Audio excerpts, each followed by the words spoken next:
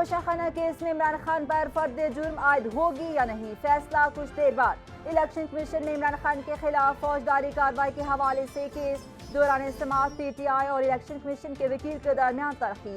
Election commission के वकील ने पीटीआई वकला के साथ आने वालों को मीरासी कह दिया। पीटीआई की जानिब से भी जवाब में मुंशी मुंशी की गूंज।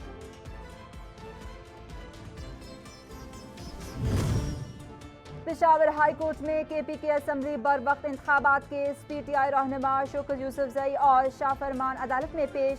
पहले खत्म वाले केस को फिर सुनते हैं। अदालत ने समाअत कुछ देर के लिए मुलतवी कर दी।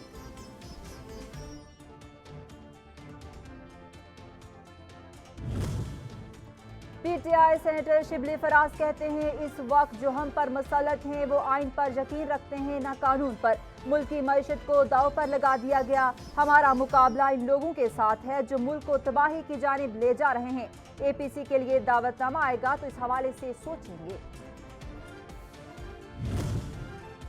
लाहौर की एहतसाब अदालत से वज़ीर-ए-आज़म शहबाज शरीफ के दामाद की मनी लॉन्ड्रिंग केस में अबूरी जमानत में 17 फरवरी तक तोसी। हारून यूसुफ ने अदालत में पेश होकर हाजिरी मुकम्मल कराई, जवाब जमा कराया है, खुद ही बता दें। अदालत का नैब प्रोसिक्यूटर से इस्तफसार, हारून यूसुफ की गिरफ्तारी मतलूब नहीं है, नैब तफ्तीशी।